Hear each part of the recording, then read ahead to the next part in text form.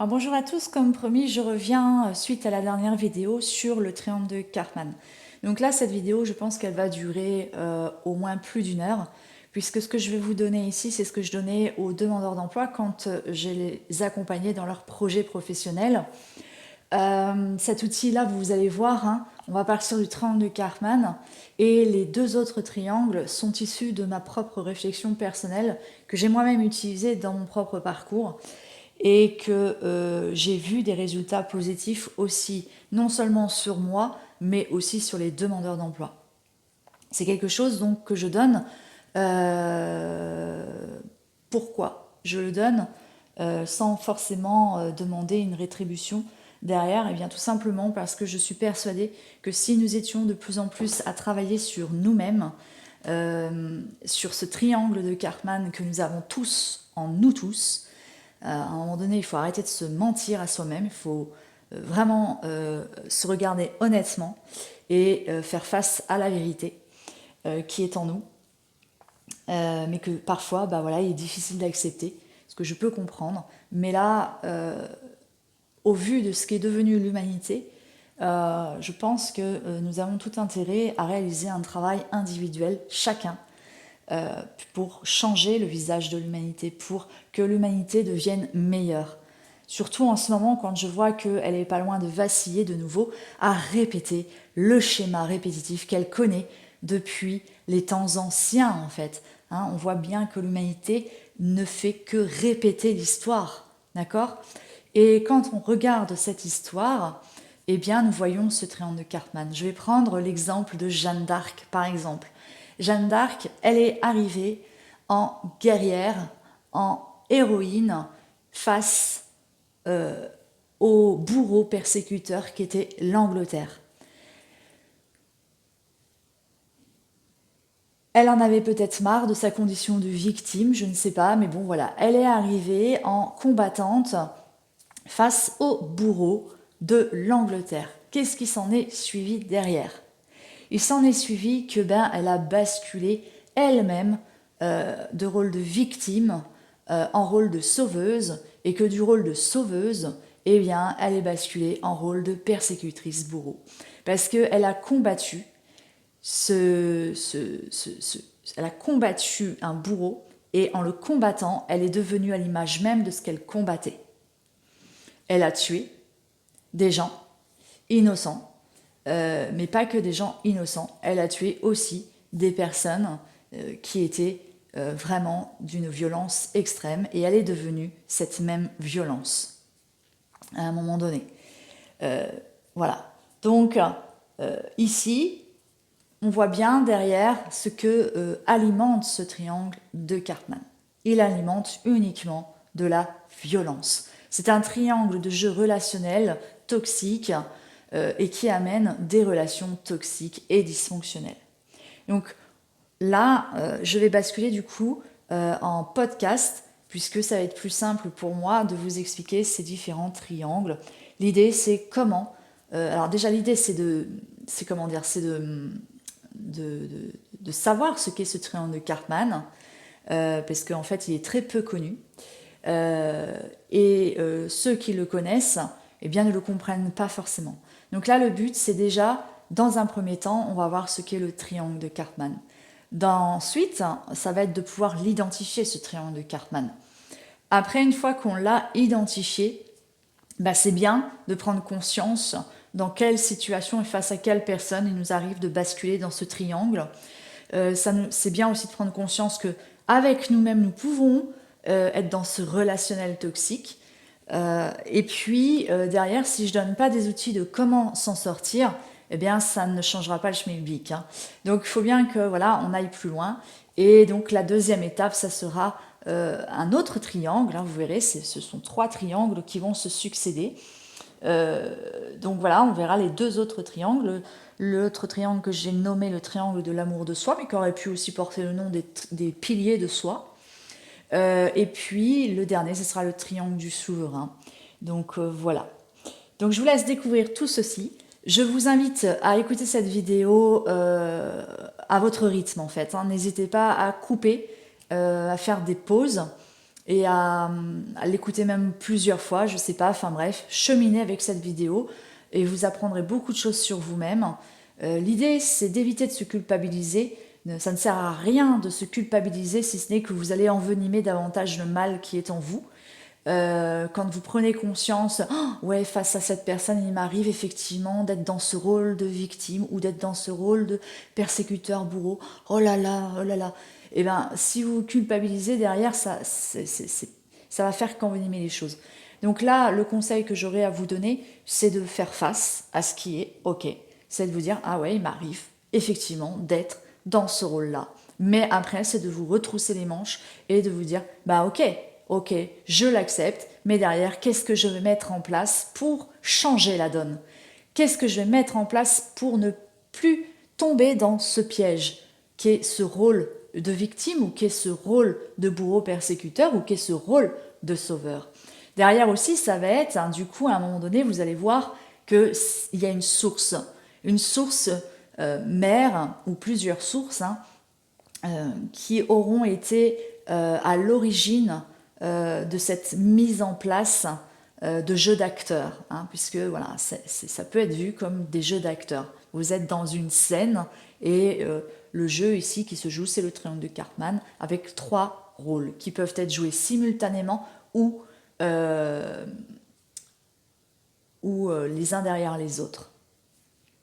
Et puis des fois, il peut y avoir juste un seul rôle en fonction des situations. Ce qu'il faut comprendre, c'est que ce n'est pas figé, ça bouge tout le temps. Et donc voilà, c'est un travail d'observation et d'introspection avec soi-même. Donc voilà, vous allez devoir à un moment donné aller à la rencontre de votre passé, aller à la rencontre de certains piliers qui ont été dans votre vie. Ça peut être le père, le grand-père, la grand-mère, la mère, la petite sœur, l'instituteur. Ça peut être un chef religieux, ça peut être plein de choses. Ça peut être un cousin, ça peut être un oncle, une tante. Ça peut être plein de choses comme ça. Donc je vous souhaite un bon voyage, une belle aventure à la découverte de vous-même. Alors, qu'est-ce que le triangle de Cartman, autrement appelé le triangle dramatique? On l'appelle le triangle dramatique parce que il engendre des situations relationnelles dramatiques. C'est un drame qui se joue. Vous voyez bien qu'il y a plusieurs rôles et il faut comprendre que ces rôles s'attirent mutuellement.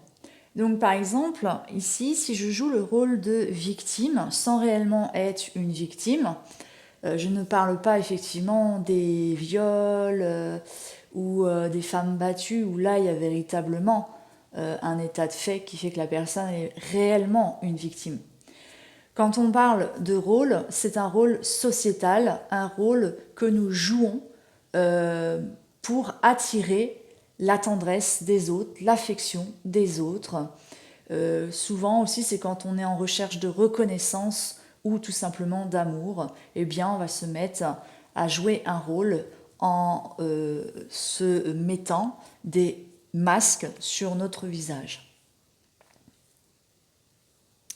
Bien que parfois il y ait des femmes ou des hommes, par exemple les hommes battus ou les femmes battues, qui sont véritablement donc des victimes, peuvent tout naturellement basculer dans le temps, dans le rôle de victimisation. Et là, c'est terrible parce qu'ils n'en sortent pas.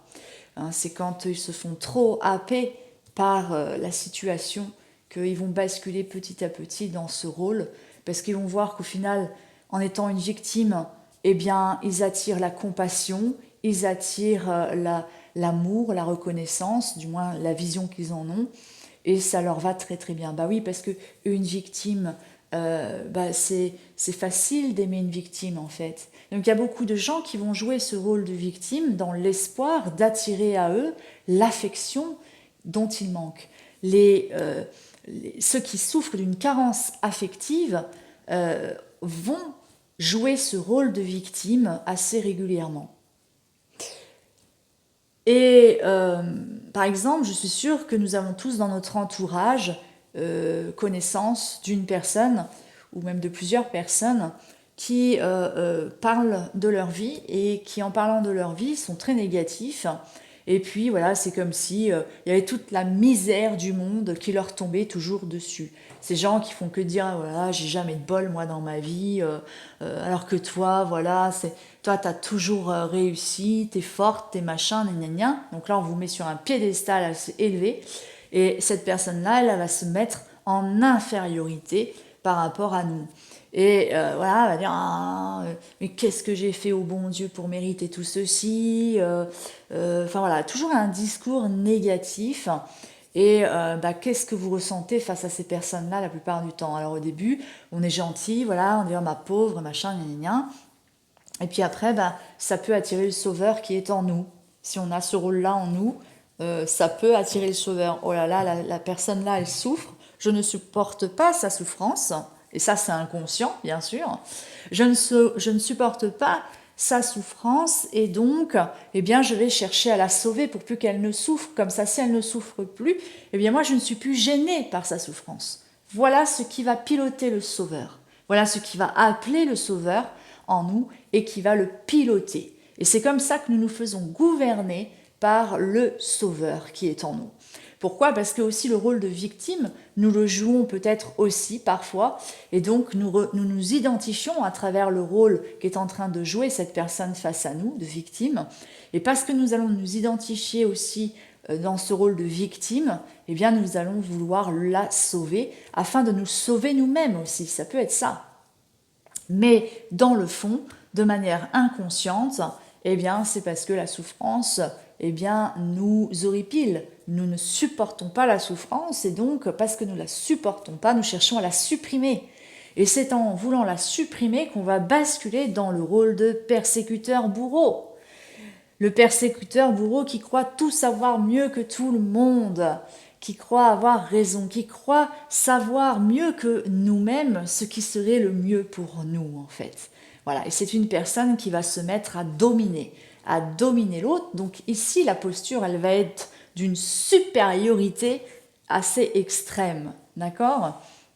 Le sauveur peut lui soit se mettre en infériorité ou aussi en supériorité. Et là, vous voyez qu'il y a deux rôles qui s'auto-jouent en fait, hein, qui jouent mutuellement et ensemble. C'est le sauveur-persécuteur. Voilà. Donc, voilà ce qu'est le triangle de Karpman.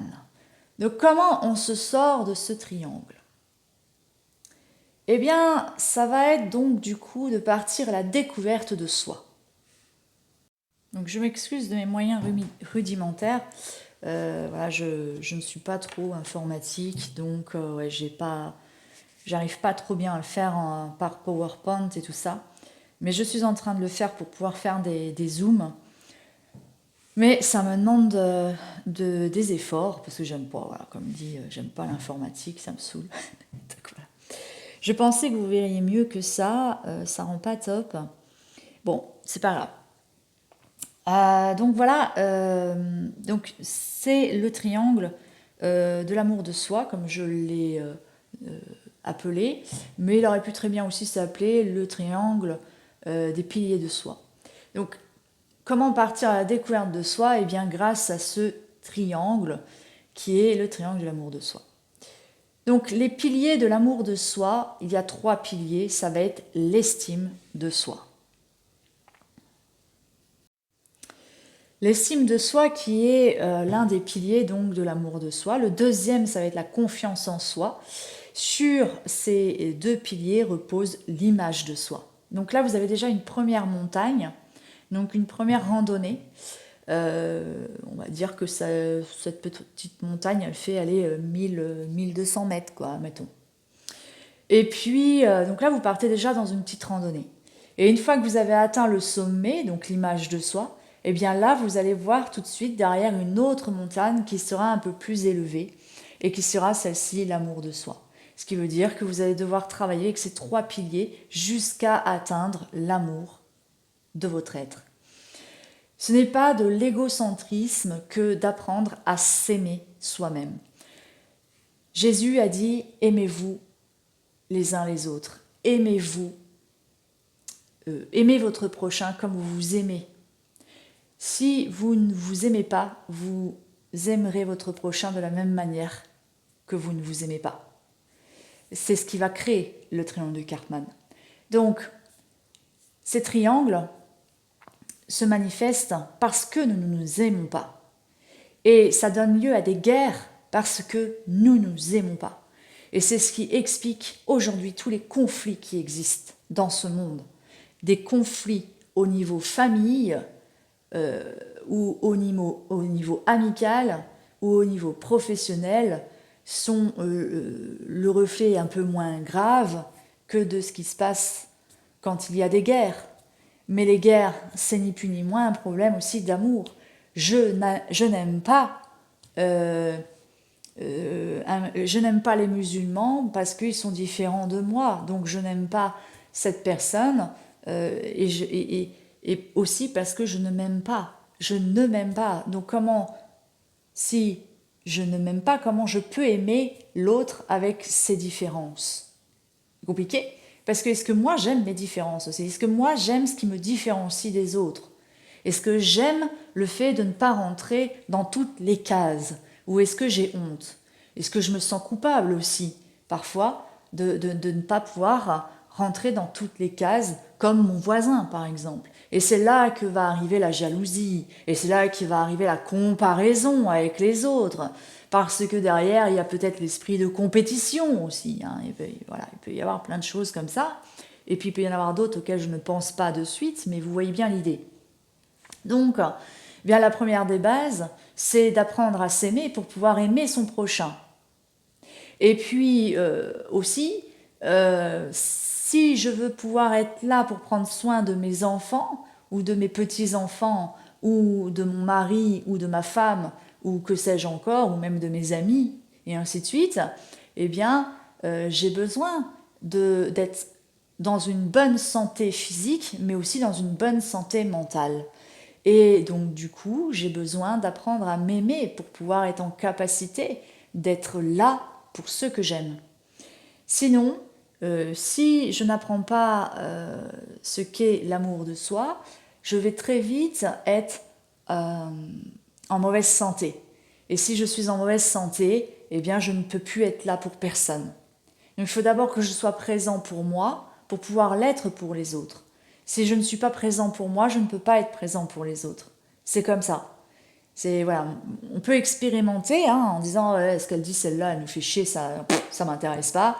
Continuez, vous allez voir où ça va vous mener, mais après il faudra assumer. Donc à un moment donné, c'est d'apprendre à se dire ok, je suis pas forcément d'accord avec ce que dit cette personne, mais pourquoi pas, tentons. Ça, c'est d'avoir l'esprit ouvert. Si on a l'esprit ouvert, les yeux vont s'ouvrir, le cœur va s'ouvrir. Si par contre j'ai l'esprit fermé, ça veut dire que mon cœur est fermé et que mes yeux sont aveugles et que mes oreilles sont sourdes. Voilà. Donc il y a besoin d'ouvrir les yeux, d'ouvrir les oreilles. Première des choses, c'est l'écoute. Comment on apprend à s'aimer? Première des choses, c'est par l'écoute. On écoute nos besoins.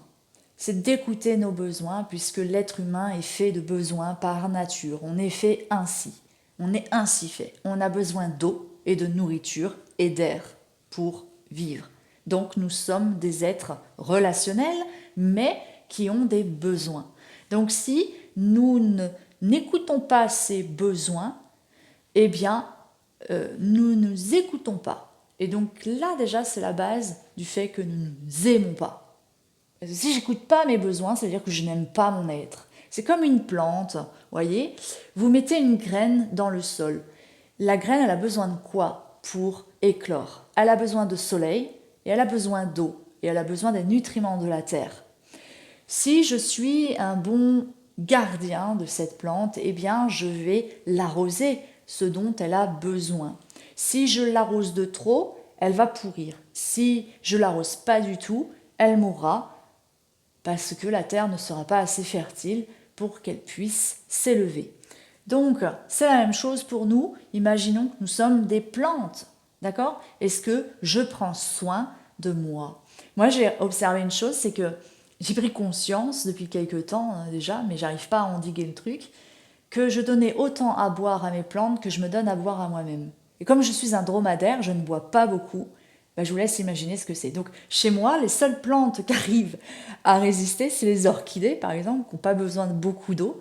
L'aloe vera aussi, qui vit. Mais toutes les autres plantes qui ont besoin d'eau régulièrement, comme je ne pense pas à les arroser régulièrement, eh bien elles meurent. Donc voilà. Donc je suis un peu aride aussi avec moi-même, autant que je le suis avec ces plantes. Mais voilà, c'était un aparté pour vous rendre compte que parfois on agit avec les autres de la même manière que nous agissons avec nous-mêmes. C'est un truc de fou, mais c'est comme ça. Donc, moi personnellement, quand je me plaignais que les autres ne me donnaient pas de reconnaissance, ni de considération, ni de respect, à un moment donné, j'ai regardé en moi et je me suis aperçue que j'étais ainsi avec moi-même, parce que je n'écoutais pas mes besoins. Et ça, c'est venu très clairement quand en CNV, en communication non violente, mais aussi appelée communication bienveillante ou communication authentique, mais tout ça c'est la même chose, eh bien, on m'avait demandé sur un papier d'énumérer quels étaient mes besoins et d'énumérer quels étaient les besoins des autres. Ma surprise a été que je connaissais les besoins des autres, mais alors les miens, c'est resté page blanche. Là, j'ai pris cher. Là, j'ai fait face à une vérité sur moi, où je m'enfonçais dans ma chaise parce que j'avais honte et je croyais surtout que j'étais à l'écoute des autres. Oui, j'étais à l'écoute des autres, mais pas à l'écoute de moi-même. Et parce que je n'étais pas à l'écoute de moi-même, j'étais à l'écoute des autres pour compenser en fait. Parce que je ne savais pas comment me donner ce que je demandais. Voilà, par exemple, j'étais en recherche d'estime, donc j'étais en recherche de reconnaissance. Ça a été un truc de fou chez moi. Je cherchais la reconnaissance à l'extérieur parce que je pensais ne pas savoir m'en donner en fait. Mais parce qu'on ne m'a pas appris. Moi, on m'a appris à chercher à l'extérieur et pas à chercher à l'intérieur. On m'a appris à observer les autres et à me comparer aux autres. On m'a appris à jalouser les autres. Mais on ne m'a pas appris à avoir par moi-même ce que je recherchais. Donc, par conséquent, on ne m'a pas appris à aimer. On m'a appris à m'attacher et à être dépendante, mais pas à être indépendante, à être souveraine. Et c'est comme ça, c'est la société qui nous forge ainsi dès notre enfance. De génération en génération, bien sûr. Puisque, enfant, nous faisons que observer des exemples et après on va imiter ces exemples dans lesquels nous avons grandi. Mais ce n'est pas nous réellement. Donc, voilà, pour savoir qui nous sommes, eh bien, nous avons besoin d'écouter nos besoins, de faire une petite introspection en nous pour déjà connaître nos besoins. Attention, ce que je dis, c'est dans une juste mesure. Hein, c'est toujours en respect aux limites des autres, des uns des autres. Respecter ses limites pour respecter les limites des autres aussi. D'accord ? Ce qu'il y a, c'est que quand on n'écoute que les besoins des autres ou qu'on respecte que les limites des autres, c'est bien souvent parce qu'on ne connaît pas nos propres limites, parce que aussi on ne connaît pas nos propres besoins. Et donc c'est pour ça qu'on fait tout en rapport aux autres. Et là, on est dans le sacrificiel. Et si on est dans le sacrificiel, eh bien on est dans le rôle de victimisation, parce qu'on souffre d'une carence en estime de soi. Et si nous souffrons d'une carence au niveau de l'estime de soi, eh bien, l'autre pilier qui est la confiance en soi va être aussi en déficit. Et donc là, on risque d'être en carence affective. D'accord ? Une carence affective qui va nous mener forcément à un triangle de Karpman. C'est d'une logique imparable. Donc l'estime de soi, comment on la travaille, eh bien en écoutant nos besoins. L'estime de soi, c'est quoi ? L'estime de soi, c'est une estimation que l'on a de nous-mêmes par rapport aux autres, et là c'est le drame. Quand on fait cette estimation par rapport aux autres, comme je l'ai dit tout à l'heure, là nous allons vivre des drames. Nous allons nous attirer beaucoup de manipulateurs la plupart du temps, voire même des pervers narcissiques. Voilà, c'est pour ça que ça nous conduit à des drames. Donc on va se conduire à des bourreaux persécuteurs. Parce qu'on cherche un sauveur. Hein, on cherche à se sauver aussi. Hein. Donc voilà. Et pour que ça soit sain, c'est qu'il va falloir changer ça. Il va falloir changer notre regard. Donc et donc il va falloir changer cette estimation. Pour que ça soit sain, il faut que cette estimation ne soit pas en rapport aux autres, mais plutôt en rapport à la personne que vous voulez être. Qui je veux être.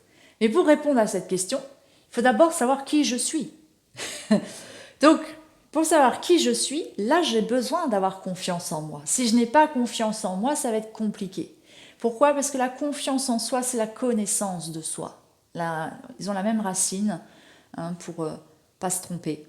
Donc, la connaissance de soi, c'est quoi? C'est voir en soi quelles sont nos valeurs, nos capacités, nos talents, nos passions, voilà, tout ça, tout ce qui nous constitue. C'est aussi avoir foi en soi et c'est croire en soi, d'accord? Pour pouvoir être en capacité de se positionner et de s'affirmer et aussi de trouver notre place en ce monde. Et c'est là où je vais savoir qui je suis. Et quand je vais pouvoir répondre à cette question de qui je suis, je vais être en mesure du coup de pouvoir faire cette estimation entre celle que je suis aujourd'hui et celle que je veux être bientôt. Et c'est à partir de là où une distance se crée entre ce que je suis aujourd'hui et ce que je serai demain. Et dans cette distance, eh bien c'est là où vous allez pouvoir mettre des plans d'action. Qu'est-ce que je vais mettre en place pour pouvoir réaliser la personne que je veux être? Et donc, eh bien ici, je vous donne des petites astuces. Plus vous allez vous donner de la reconnaissance avec vous-même, hein, ne plus la chercher à l'extérieur, mais la chercher en vous, cette reconnaissance, plus vous allez vous sentir estimé par vous-même. Et plus vous allez vous sentir estimé par vous-même, plus vous allez être en capacité de donner de la reconnaissance aux autres. Et là, vous allez cesser de creuser un déficit dans votre entourage, puisque votre entourage aussi peut souffrir d'un déficit d'estime et de confiance. D'accord? Donc, après, c'est aussi se respecter. Quand je connais mes valeurs, je vais être en capacité de respecter mes valeurs. C'est-à-dire que je vais refuser d'aller travailler chez un patron qui ne correspond pas à ses valeurs, même si j'ai peur de manquer financièrement. Derrière, c'est d'oser, oser s'affirmer, se positionner dans ce que sont nos valeurs. Et ça, c'est difficile. Mais derrière, vous pourriez bien recevoir des bénédictions de la vie, de Dieu, si vous croyez en Dieu. Voilà. Ou un autre nom qui vous vient. Voilà. Ça va être aussi de vous considérer. Se considérer, c'est quoi? Eh bien, c'est d'écouter ses besoins. Plus vous allez écouter vos besoins pour pouvoir y répondre, plus ce qu'il y a à l'intérieur de vous va se sentir considéré. Et si je me sens considérée, je vais me sentir respectée. Et si je me sens respectée, je vais me sentir reconnue. Vous voyez comment ça fonctionne? C'est un tout qui fonctionne ensemble. Voilà.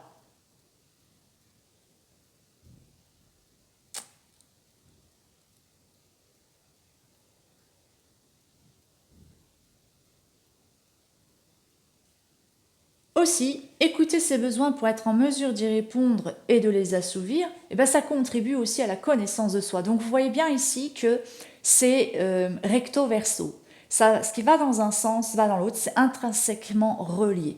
D'accord? C'est comme le prêtre que j'étais voir il n'y a pas longtemps, il m'expliquait, parce que je disais que l'Ancien Testament, je ne le comprenais pas, et que c'était compliqué pour moi, et que j'avais abandonné, et que j'ai préféré me concentrer sur le Nouveau Testament. Il m'a dit, c'est bien, c'est ce qu'il faut faire pour vous les recommençants. Quand vous revenez à la chrétienté, il vaut mieux commencer par le Nouveau Testament, parce que nous savons que ce qui vous a souvent mené à vous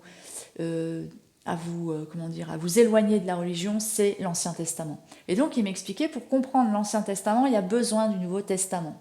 Et pour comprendre le Nouveau Testament, il y a besoin aussi de retourner dans l'Ancien Testament. Donc en fait, moi je vois ça comme un peu le yin et le yang en fait. Hein. C'est vraiment...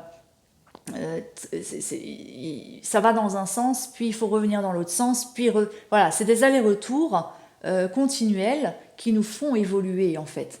Donc là, c'est la même chose, c'est un aller-retour entre l'estime et la confiance en soi, ainsi de suite et ainsi de suite, parce que comme ils sont intrinsèquement reliés l'un à l'autre, ils contribuent mutuellement l'un à l'autre. Et c'est ça qui va faire que votre image de vous-même va changer peu à peu. Une image négative va se transformer peu à peu en une image positive parce que vous serez en mesure de répondre à l'estime et à la confiance qu'il y a en vous-même. Et c'est ce petit cercle qui fait que vous allez commencer à vous aimer et que vous allez être en posture et en capacité. Alors, vous allez être en posture d'égal à égal. Bah oui, parce que ça ne veut pas dire que vous ne souffrirez plus, mais ça veut dire que vous allez accepter la souffrance qui est en vous et que vous allez apprendre à l'aimer, cette souffrance qui est en vous. Mais par contre, il faut s'en désidentifier. Parce que si on s'identifie à la souffrance, la vie ne sera que souffrance. Donc c'est juste une mesure à avoir, c'est-à-dire que voilà, la vie sera toujours souffrance, ça c'est vrai, mais c'est de ne pas s'identifier à elle, c'est pas de se croire souffrance. Quand on commence à croire que parce que tout autour de nous, il n'y a que du négatif, ça veut dire que je suis négatif et que je suis que souffrance. Là, c'est dangereux. C'est pas bon. Vous allez alimenter le mal. Donc non, c'est de se dire oui, la souffrance existe, j'accepte la souffrance, et c'est à partir de ce moment-là où tout va basculer. C'est-à-dire que vous allez commencer à aimer cette souffrance plutôt que de la haïr. Et c'est en aimant cette souffrance, au final, que vous allez la transformer en amour. Et c'est en la transformant en amour que vous allez sortir de la carence et que vous allez commencer à compenser, à combler le manque d'amour en vous. Et donc, comme vous ne serez plus en carence affective, eh bien, vous serez en mesure, comme je l'ai dit tout à l'heure, de donner de l'amour autour de vous. Et donc là, plutôt que de générer des carences autour de vous, vous générerez de l'amour et de la lumière tout autour de vous. Et du coup, cet entourage s'auto-alimentera. Vous vous donnerez tous mutuellement de l'amour plutôt que de la carence, plutôt que du désert, plutôt que des trucs infertiles. D'accord ? Donc là, ce sera des relations riches. Oui, ce sera des relations qui seront très riches en fait et qui seront nourrissantes. Voilà. Mais ça part de soi. Qu'est-ce que je donne aux autres ? Si je suis en carence de ça, c'est ce que je donne aussi aux autres finalement. Et donc je vais créer la même blessure chez l'autre que ce que j'ai chez moi. N'oublions jamais une chose, c'est que le blessé blesse. Parce qu'il est en carence, il va donner de la carence aux autres. Il va créer plutôt. Il va créer une carence chez l'autre puisque lui-même est en carence. Et c'est pour ça que quand on cherche à l'extérieur quelqu'un qui va nous nourrir, qui va combler ce manque, eh bien, ça ne marchera pas parce qu'on va s'attirer quelqu'un qui sera dans cette même carence. Et lui, ça risque de frustrer cette personne parce qu'elle va bien voir que vous cherchez à ce qu'elle vous donne ce qu'elle-même n'est pas en capacité de se donner à elle-même. Donc ça peut générer une frustration, une colère, voire plus, et c'est ça qui va générer des conflits. Donc voilà pour ce gros triangle qui est le triangle de l'amour de soi. Donc c'est un triangle avec lequel vous pouvez travailler. D'accord ? La confiance en soi, c'est la connaissance de soi. Vraiment, c'est d'apprendre à se connaître. Voilà. Qui je suis, et qui va permettre aussi de travailler l'estime de soi, comme j'ai dit tout à l'heure. Qui je suis, pour pouvoir être en mesure de savoir qui je veux être. Qui je veux être, c'est l'estime. Voilà. C'est celle que je suis aujourd'hui, la personne que je suis aujourd'hui, et qu'est-ce que je veux être demain, par exemple. Voilà. Et c'est de mettre en place des petites actions. Ça n'a rien de mettre en place beaucoup de choses, si ce n'est que vous allez vous planter. Donc il faut commencer par des petites choses. Voilà. Par exemple, si vous fumez, et que ça vous fait chier de fumer, et que vous voulez arrêter de fumer, qu'est-ce que vous allez pouvoir mettre en place pour compenser ici de manière saine le tabac. C'est-à-dire, voilà, quand j'ai envie de fumer, je ressens la tentation plutôt que de succomber j'y arrive pas. Plutôt que de succomber à la tentation, qu'est-ce que je vais mettre à la place ? Alors au début, ça va être des sucreries peut-être. Bon, c'est remplacer une tentation par une autre, c'est pas top. et c'est malsain aussi, mais bon, c'est déjà un truc. Mais après, vous allez faire étape par étape. Donc après, vous allez remplacer non plus le tabac, mais le sucre. Bon. Ou alors on peut passer direct à l'étape saine. C'est-à-dire, moi, j'avais entendu ça d'un médecin et ça avait plutôt bien marché. C'était, dès que je ressentais le besoin de fumer, c'était de boire de l'eau. Parce que la personne m'expliquait qu'en fait, cette sensation, cette tentation, elle durait que quelques secondes. Donc il faut juste que je concentre mon esprit sur quelques secondes, sur quelque chose d'autre. Et voilà, récemment, j'étais à la gare, je voyais plein de personnes fumer, ça m'a vraiment... j'avais du temps à tuer en plus, et je commençais à m'ennuyer. Et chez moi, ça, c'était l'un des facteurs qui amorçait le truc. Et qu'est-ce que j'ai fait? J'ai été acheter un bouquin. J'ai dit, tiens, si ce bouquin-là que je cherche depuis moult, il est là, je le prends et je le lis. Et c'est ce que j'ai fait. Il était là, j'ai pris le bouquin et je l'ai lu. J'ai lu le premier chapitre et ça m'a permis de me concentrer sur quelque chose d'autre et de ne pas acheter un paquet de cigarettes et de refumer. Voilà.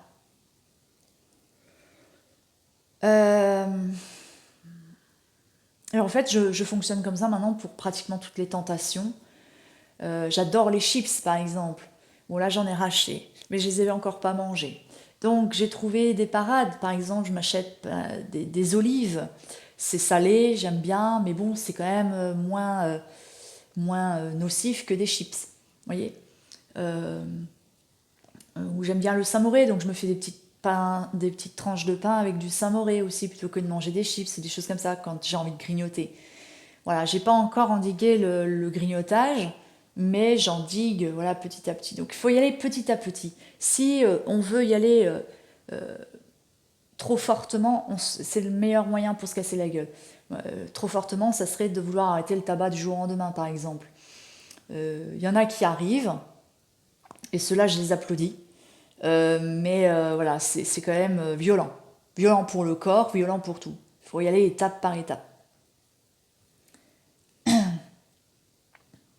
Mais si ce qui vous appelle, c'est de le faire comme ça, voilà, c'est de s'écouter. On s'écoute intérieurement pour donner ce dont on a besoin. Voilà. Parce qu'on est tous différents. Donc notre corps, en plus, en s'écoutant intérieurement, vous allez vous reconnecter à votre corps aussi. Ça, c'est important parce que le corps est d'une immense intelligence. Donc voilà. Donc on va pouvoir passer au triangle d'après. Donc ça, c'est déjà un triangle qui va vous permettre de mieux vous connaître et d'apprendre à vous aimer. Mais ça, c'est la base qui va amener l'autre triangle, le dernier triangle qui est le triangle du souverain. D'accord? Donc ce triangle de l'amour de soi amène l'autre triangle. Donc l'autre triangle, c'est pour aller plus loin. Donc dans un premier temps, vous allez vous concentrer uniquement sur ce triangle-là, peut-être même uniquement sur le triangle de Karpman. Déjà, c'est de repérer le triangle. Hein, vraiment. Ça sert à rien de vouloir aller trop vite. Peut-être que votre première étape, c'est d'identifier le triangle de Karpman. Mais j'en reparlerai tout à l'heure, je vous dirai comment utiliser. Donc là, on est sur le triangle du souverain. Donc le triangle du souverain. Donc on reprend le triangle de Karpman. Donc une fois que vous êtes en capacité de vous aimer, en fait, hein, voilà, vous allez être donc en mesure de transformer le rôle de victime en rôle d'être responsable et autonome. Vous allez devenir un être responsable et autonome qui est libre de faire ses propres choix avec ce qu'il est, et non pas en reproduisant des conditionnements dans lesquels on vous a conditionné dès enfant. Vous allez donc être en capacité d'assumer vos choix. Vous êtes en capacité de faire des choix en conscience. Qu'est-ce qu'un choix en conscience? C'est d'être conscient du choix que vous faites, mais aussi des potentielles répercussions que va engendrer ce choix. D'accord ? Ça, c'est la pleine conscience. Maintenant, on peut être en ce que j'appelle moi semi-conscience. La semi-conscience, c'est quoi pour moi? Eh bien, c'est quand on est conscient du choix que nous faisons, mais sans être conscient des répercussions de ce choix. Ou des effets papillons que va générer ce choix. Et là, c'est difficile d'assumer ce choix, bien souvent, on ne l'assume pas et on dit oui mais j'avais pas le choix. Hein, quand on s'entend dire oui mais j'avais pas d'autre choix, là vous êtes dans le rôle de victime. Ça sert à rien de vous mentir. Quand on dit ouais mais j'avais pas le choix, là ici, qu'est-ce qui se joue par cette phrase? Vous n'assumez pas votre part de responsabilité. Vous remettez votre responsabilité à l'autre. Vous remettez votre part de responsabilité sur l'autre. Par exemple, en ce moment, avec l'actualité, j'entends beaucoup de personnes dire « Oui, mais moi, Macron, j'ai pas voté pour lui et bizarrement, il n'y a plus personne qui a voté pour lui. » Nous avons tous notre part de responsabilité dans ce qui se joue aujourd'hui avec Macron. Parce que nous avons mal voté. Qu'on ait voté blanc. Ok, mais ça a fait le jeu de Macron. Parce que Macron a été élu à 20 et quelques pourcentages de suffrages. Donc c'est pour ça qu'il ne représente pas du tout la France. Mais qu'aujourd'hui on est obligé de faire avec. Parce qu'il y a eu beaucoup de votes blancs. Il y a eu beaucoup aussi de votes dans d'autres partis. Et qui en plus de ça, au final, ils sont tous que Schmiss finalement. Donc voilà, même, enfin bon bref. Donc bon, ça c'est encore un autre truc. Mais pour dire, je dis pas que c'est bien ou pas bien, c'est pas ça. Je peux comprendre aussi les choix de chacun, tout comme je comprends les miens. Voilà, des fois je comprends pas non plus les choix, mais c'est comme ça. Toujours est-il que c'est les faits là qui font qu'aujourd'hui nous avons un président qui ne représente pas du tout le peuple français, mais qui le représente à 20 et quelques pourcents des suffrages. Donc, c'est un fait. Voilà. Bon. Donc nous avons tous notre part de responsabilité. Donc à un moment donné, c'est d'arrêter de dire que c'est de la faute des autres. Non. On a une part de responsabilité dans ça. Peut-être, ok, la nôtre, elle est peut-être de 10%, 20%, 30% par rapport à d'autres où elle est de 50% et d'autres où elle est de 100%. Ceux qui ont voté pour eux, par exemple, eux, c'est 100%. Ceux qui n'ont pas du tout été votés, eux aussi, ils sont 100% en cause par rapport à ça. Voyez ? Donc dans une relation, il y a toujours les deux protagonismes qui ont une part de responsabilité. Ce n'est jamais... l'autre n'est jamais à 100% responsable. Il y a toujours une part de responsabilité qui est divisée. Donc on a tous une part de responsabilité dans chacun des choix que nous faisons. Donc c'est ça. Et tant qu'on aura ce dialogue, oui mais je n'ai pas le choix, ni machin, ni rien, ben ça appartient au rôle de victime. Voilà. Donc c'est de le reconnaître et d'aller chercher la raison à cela. Pourquoi je fais ça? Pourquoi j'agis ainsi? Qu'est-ce que je n'assume pas derrière tout ceci? Et puis peut-être qu'après, c'est d'aller creuser plus loin. Parce qu'il peut y avoir plusieurs sources à cela. Donc, vous voyez, c'est vraiment un travail sur soi, un travail de fond. Et donc, plus je vais être un être responsable et autonome de mes choix, je vais donc faire des choix en conscience. Donc, les choix en conscience sont plus faciles à assumer. Donc, même si je fais de la merde, j'assume derrière, en gros. Et assumer un choix, c'est plus facile derrière pour en changer. Voilà. Que de se morfondre dans la victimisation. C'est aussi comme ça que nous devenons souverains avec nous-mêmes, ou disons acteurs, actrices de nos vies. Ce n'est plus d'être un simple sous-fifre, mais c'est de devenir acteurs, actrices de nos vies.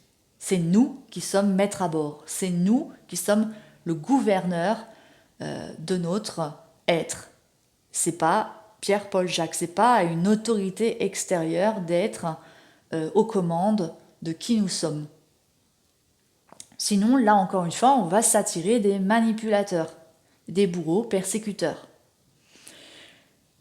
Le sauveur qui, lui, va se transformer en un observateur bienveillant. Donc ici, ça va être plutôt un rôle un peu de thérapeute, mais j'aime pas trop ce mot-là, parce que tout le monde n'est pas fait pour être thérapeute, donc voilà. Donc ça va être plutôt transformer le sauveur en observateur qui ose poser des questions plutôt que de faire des affirmations, des interprétations, des jugements, etc., ou des suppositions, ou des projections, que on l'assène à l'autre à coup de vérité absolue, quoi, en pensant qu'on croit mieux que l'autre ce qui est bon pour lui, ou en croyant détenir la vérité sur l'autre. Qui sommes-nous pour croire ça, en fait? On ne connaît pas la vie de l'autre. Même si l'autre, voilà, même si avec notre intuition, on peut avoir parfois voilà, des choses qui sont assez justes, on n'a pas à amener ses pensées comme une vérité absolue sur l'autre, parce que ça va générer vraiment des distorsions et des conflits. Et puis en plus, c'est materner l'autre. Si on le materne, on ne l'aide pas, on ne fait que le conforter dans le rôle de victime, ou dans le rôle de persécuteur bourreau, ou dans le rôle de sauveur. Parce qu'un sauveur peut faire face à un autre sauveur, une victime peut faire face à une autre victime, et un persécuteur bourreau peut faire face à un autre persécuteur bourreau. Et ces trois rôles-là peuvent se jouer ensemble, face à quelqu'un d'autre en face qui est aussi dans ces trois rôles. Et alors là, je vous le dis, hein, par expérience, c'est Hiroshima. Hein. Il n'y a rien qui... Tout est détruit hein, dans la relation. Hein. Tout est détruit, il n'y a rien qui survit. Le champ de bataille est noir, carbonisé, il n'y a plus rien, il n'y a même plus de ruines, il n'y a plus rien. Parce que le jeu des égos a fait que tout est détruit. C'est une bombe nucléaire. Voilà. Donc, pour éviter cela, eh bien, c'est quoi? C'est de se mettre en posture d'égal à égal. Moi, je suis comme toi, en fait. Je chie, je pète, je respire, je mange, je bois, exactement comme toi. Je suis pas mieux que toi. Je fais aussi des erreurs. Je me trompe aussi. Voilà, c'est ça, être d'égal à égal. Je me mets sur le plan d'égalité, voilà, et d'équité. Voilà. Et puis, ben, je peux écouter l'autre. Et si je suis en mesure de l'écouter, si je ne suis pas en mesure de l'écouter, c'est tout simplement d'oser m'exprimer. Je vais oser exprimer les choses, mais en les disant avec bienveillance, c'est-à-dire calme. Voilà, c'est de dire à l'autre, écoute, là je ne suis pas en mesure de t'écouter. Parce que, voilà, donner du sens. Ce n'est pas forcément se justifier, il faut discerner, donner du sens de se justifier aussi. Donc là, on va apporter du sens pour permettre à l'autre de ne pas interpréter à mauvais escient. Parce que si, je sais que le développement personnel prône le silence, mais le silence ici est mal compris. Le silence, c'est faire silence avec soi-même pour faire une introspection ou méditer sur une parole de l'évangile, par exemple. Ça, c'est faire silence. Mais mettre des silences à tout va par rapport à une personne, ça laisse la place à des interprétations. La manière dont la personne va interpréter en face, effectivement, ça la concerne elle-même, mais c'est quand même ici, d'ordre psychologique, une violence que l'on donne à l'autre sans le vouloir. Donc voilà. Donc c'est voilà, de dire, bah, écoute, tu y es pour rien, hein, c'est juste que moi, là, j'ai eu une journée très difficile et je ne suis pas en mesure, en capacité de t'écouter.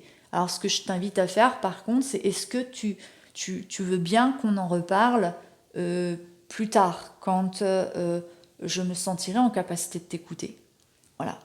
La personne, si elle dit non, ça la regarde, c'est de sa responsabilité, mais nous, on a posé nos limites et on s'est exprimé.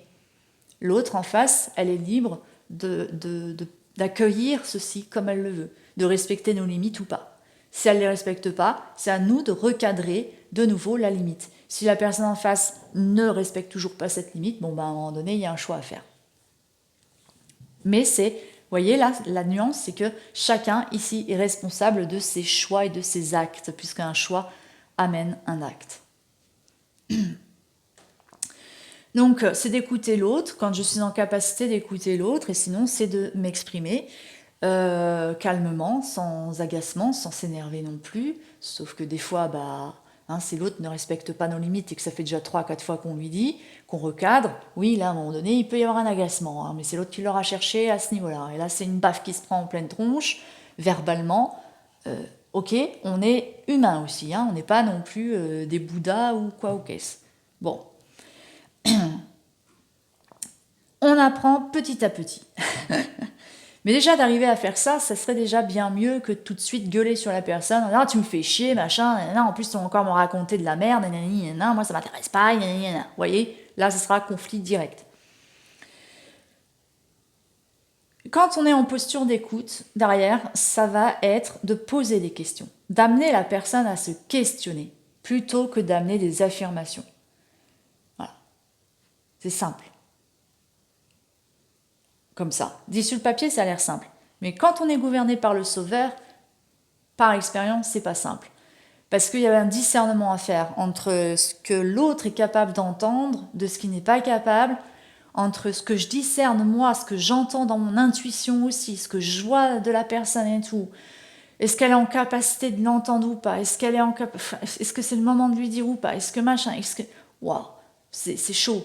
Donc ça demande vraiment une grande maturité émotionnelle, mais ça demande aussi une sagesse et une humilité en nous.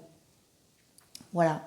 Et c'est aussi de dire, voilà, moi je ne suis pas responsable des bagages que porte l'autre. J'ai déjà assez à faire de mes propres bagages pour prendre ceux des autres en plus, quoi. Ça, c'est trop usant et c'est trop fatigant. Je vais m'éclater par terre si je fais ça.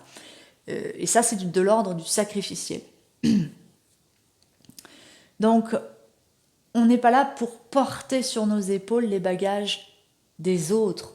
Bien sûr que parfois on le fait, mais quand c'est sain, quand l'autre nous demande de l'aide. Et si moi je m'écoute intérieurement et que je me pose cette question, est-ce que je suis en capacité de l'aider, de porter un peu ses bagages un temps pour lui permettre, voilà, de réaliser peut-être un travail sur elle-même.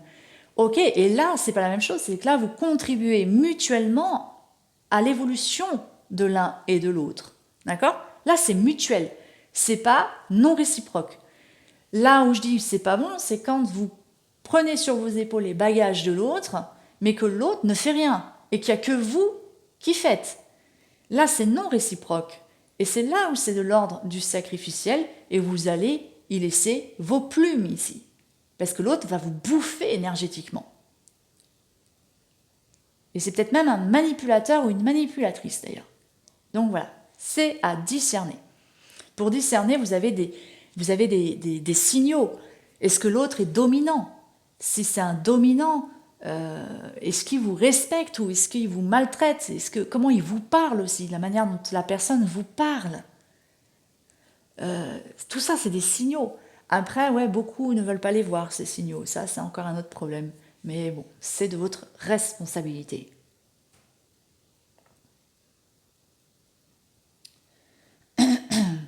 La vie, elle n'est pas là pour être tendre avec nous. On est là pour en chier. Donc, on peut se leurrer d'illusions, se réfugier dans un déni. À un moment donné, ça va nous péter à la gueule quand on est dans le déni. Moi, je l'ai vécu pendant plus de 15 ans, comme je l'ai dit régulièrement dans beaucoup de vidéos. C'est que je vous sensibilise parce que quand on est dans le déni, il n'y a pas pire. En plus, la vie, ou Dieu, appelez ça comme vous voulez, est très patient. C'est-à-dire que cette force va être très patiente avec nous. Elle va nous laisser monter jusque... je ne sais pas comment dire. Au niveau de notre ego. Elle va nous laisser nous leurrer au niveau de notre ego. Donc si notre ego est surdimensionné, elle va nous laisser monter au niveau de cette surdimension. Pour qu'on se casse la gueule de plus haut. Pour que la baffe qu'on se prenne soit monumentale. Parce que si elle n'est pas assez monumentale, je l'ai vu aussi de mes propres yeux, Dieu a voulu aider une personne quand elle était sur le point de se casser la gueule. Cette personne s'est cassée la gueule, elle lui a envoyé une personne pour que la chute soit un peu moins difficile. On va dire ça comme ça. Et bien en fait, qu'est-ce qu'a fait cette personne? Et bien elle s'est réfugiée dans le déni et elle s'est fuie. Donc, voilà. C'est pas forcément aider l'autre dans ce cas de figure. Ça a pu éviter l'autre de se conduire peut-être à la mort, j'en sais rien. Mais derrière, il y a quand même eu la personne qui s'est renfermée au niveau du cœur et donc elle a fermé ses yeux puisqu'elle a fermé son cœur et elle a fermé ses oreilles. Donc la personne, elle est devenue sourde, aveugle et muette en fermant son cœur. Symboliquement, je parle, hein, symboliquement. Et elle s'est réfugiée dans la dureté, voilà, dans la dureté du cœur. Voilà, c'est compliqué ça.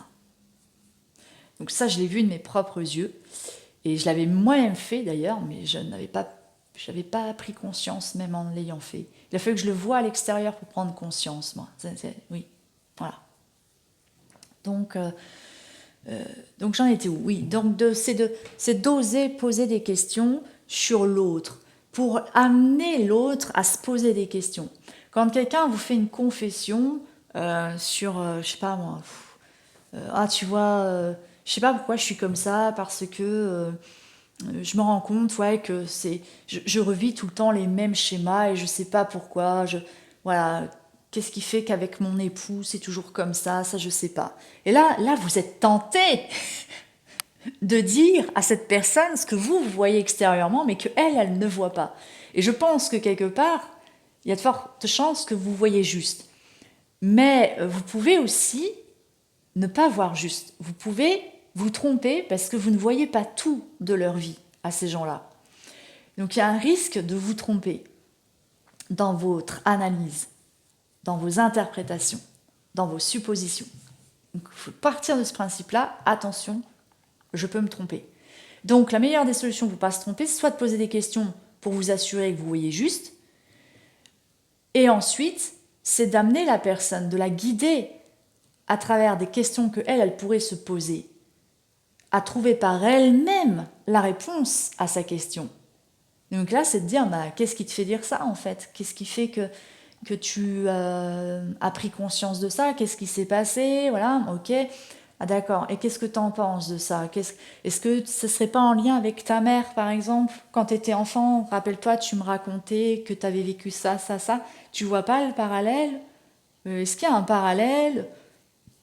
Ça peut être, est-ce qu'il y a un parallèle? Tu vois pas le parallèle? Voilà, c'est ça.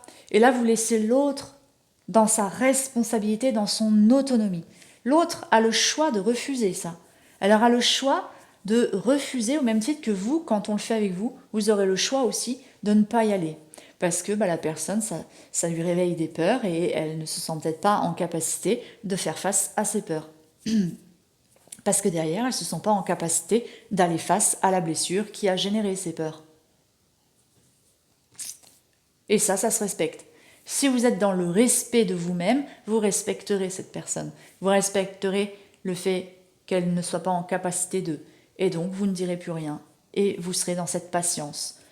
Et ici, l'amour, ce sera effectivement le silence et de laisser l'autre cheminer à son rythme, la laisser expérimenter par elle-même, la laisser faire ses propres choix et vivre les conséquences de ses choix.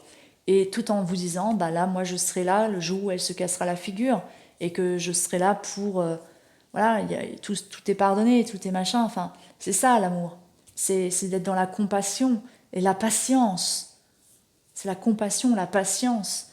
Mais c'est aussi laisser l'autre libre de cheminer à son rythme et de vivre les expériences qu'elle a choisi de vivre, cette personne.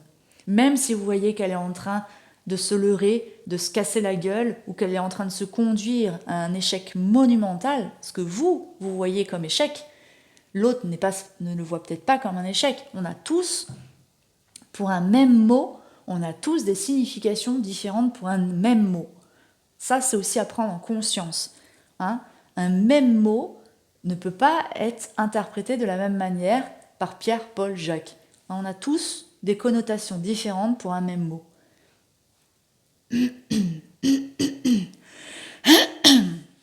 Donc il reste le rôle de persécuteur-bourreau.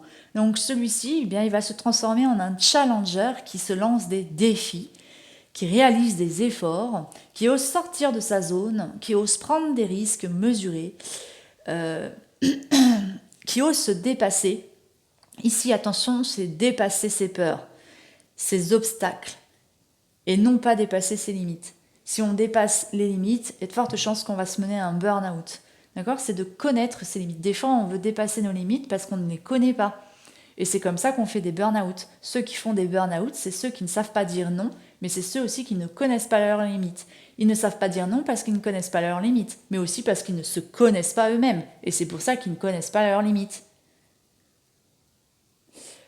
Le fait de ne pas réussir à dire non, ça peut être en lien à plusieurs autres facteurs. Attention, ça peut être en lien à un endoctrinement, par un manipulateur. Euh, Ça peut être un rôle permanent de victimisation, de dévalorisation qui est à l'œuvre aussi. Ça peut être le fait que la personne a une faible estime d'elle-même et qu'elle n'a pas du tout confiance en elle et que l'image qu'elle a d'elle-même est vraiment basse, basse, basse, quoi. Et c'est pour ça qu'elle n'est pas en mesure de s'affirmer ni de se positionner, hein, puisque voilà, derrière, elle ne sait pas dire non. Le non, ne pas savoir dire non, est aussi en lien à l'affirmation de soi et au positionnement de soi. Comment je me positionne, hein, la posture, c'est tout simplement l'infériorité, la supériorité ou l'égal à égal. Voilà.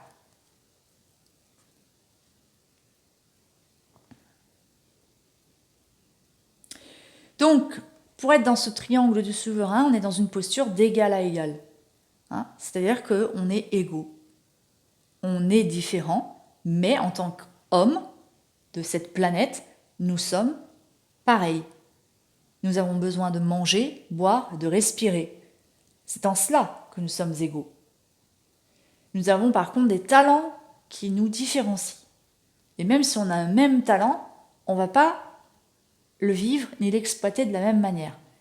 Hein, on peut avoir plusieurs artistes qui vont faire plusieurs tableaux. Il n'y aura pas un tableau pareil parce qu'il y aura quelque chose dans le tableau qui va les nuancer. Après, il y a des copieurs. Ça, c'est autre chose.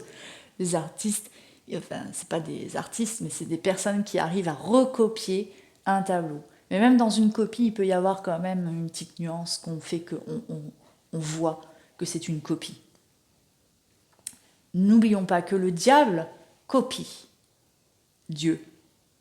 Et c'est en cela qu'il est un peu chiant et que c'est en cela que c'est un travail de discernement. Il est facile de se leurrer parce que le mal copie, c'est une copie, voilà, il copie Dieu. Il cherche à copier Dieu, il cherche à se prendre pour Dieu. Non, c'est pas qu'il cherche, c'est qu'il se prend pour Dieu. Donc du coup, c'est pour ça que c'est une recherche permanente de le copier. Et c'est pour ça qu'il l'a rejeté d'ailleurs, parce qu'il se prend pour Dieu. Donc c'est pour ça qu'aujourd'hui nous sommes gouvernés par des égos, et donc nous sommes gouvernés par le mal. Je ne dis pas que l'ego est mal, je parle des égos surdimensionnés, et ça c'est les égos blessés, et un ego blessé blesse. Donc voilà, il y a besoin de pacifier l'ego. Pacifier l'ego, c'est donc de pacifier l'enfant qui est blessé en nous, l'enfant roi qui est blessé en nous, pour le guérir, pour le soigner. Nous le soignons, derrière, c'est une énergie que certaines personnes appellent Dieu, qui va guérir. Mais c'est de prendre soin de cet enfant qui est blessé pour lui permettre de se libérer de cette blessure et de guérir de cette blessure. Et que comme ça, que l'humanité arrêtera de se faire la guerre et apprendra à vivre ensemble avec ses différences. Donc commencez déjà dans un premier temps par le premier triangle qui est le triangle de Cartman. Comprenez ce triangle, voyez-le en vous se jouer et voyez-le à l'extérieur. Comment il se joue en vous, comment il se joue à l'extérieur et dans quelle situation, face à quel type de personnalité vous êtes plus dans ce rôle-là ou dans les trois rôles ou ainsi de suite. Voilà, vous allez déjà beaucoup apprendre sur vous. Et après, c'est là où vous allez pouvoir mettre en place petit à petit des plans d'action pour vous permettre de sortir. Donc par exemple, si vous voyez dans le rôle de victime, eh bien, vous savez que le rôle de victime est relié à l'estime de soi. Donc vous savez que l'estime de soi, c'est écouter nos besoins. C'est aussi l'estimation de la personne que je suis aujourd'hui par rapport à la personne que je veux être demain. D'accord ? Donc si vous êtes en capacité déjà de savoir qui vous êtes, vous n'avez pas forcément besoin de toute la partie sur la confiance en soi. C'est à vous de jauger aussi où vous en êtes au niveau de la confiance en soi. Voilà. C'est à vous de vous jauger même au niveau de l'estime, au niveau de l'image. Voilà. Vous avez aussi à jauger tout ça. Donc ça peut être un travail en parallèle à celui de identifier le triangle de Cartman. Mais moi, voilà, je dis, premièrement, c'est d'identifier le triangle de Cartman en vous, à l'extérieur, dans quelle situation, face à quel type de personnalité, vous êtes dans quel et quel rôle. Ok, derrière, c'est aller chercher qu'est-ce qui se joue derrière ce rôle, pourquoi vous jouez ce rôle. Et derrière, ça va être donc du coup d'aller justement jauger où vous en êtes au niveau de l'estime, de la confiance, de l'image de vous-même. Et derrière, ça va être d'aller chercher les sources qui vous ont conduit à vous créer ceci. Une fois que vous aurez assez travaillé ces triangles-là, vous verrez, ça se fera pratiquement naturellement. Vous serez en capacité d'être responsable et autonome de vos choix. Hein, ça va se faire pratiquement naturellement. Hein, mais voilà, vous avez vraiment des outils aujourd'hui, hein, donc apprendre à dire non, apprendre à vous positionner, à vous affirmer, tout ça, ça fait partie du triangle sur l'amour de soi. Hein. Plus vous allez travailler dans ce triangle, c'est vraiment ce triangle-là qui est le plus gros du travail, c'est pour ça qu'il est au milieu, c'est la voie du milieu en fait, hein, puisque c'est ça qui va vous permettre d'atteindre les autres rôles, d'être responsable et autonome plutôt que d'être une victime, d'être un observateur bienveillant, un enquêteur qui ose poser des questions et amener l'autre à réfléchir sur lui-même et à s'observer aussi intérieurement, parce que c'est ça qui va l'amener à être responsable et autonome, et tout en vous laissant vous-même autonome et responsable. Et puis le persécuteur bourreau qui devient un challenger, qui va se lancer des défis, qui va oser retrousser ses manches pour réaliser des efforts, se sortir de sa zone, hein, qui ose aussi prendre des risques mesurés, qui ose se dépasser tout en respectant ses limites. Hein, puisque ici, c'est dépasser les peurs et les obstacles. Donc voilà, c'est tout ce que je peux vous souhaiter, tous autant que vous êtes, pour changer en fait cette humanité. Hein, voilà. Parce que l'humanité en a bien besoin aujourd'hui. Si nous réalisons ce travail, eh bien nous sortirons des guerres et des conflits. Et c'est déjà à commencer à le faire par nous-mêmes et en nous-mêmes, ne plus être en conflit avec nous-mêmes, ne plus être notre propre ennemi, afin d'être notre propre allié. Hein, c'est de combattre spirituellement le mal pour plus rentrer justement dans le jeu du mal qui vise à détruire les hommes, les uns avec les autres. D'accord ? Donc, c'est d'apprendre à nous aimer pour nous aimer les uns les autres, au final. Voilà. Donc, je vous souhaite une belle journée et je vous dis à très bientôt pour peut-être une nouvelle vidéo. Voilà.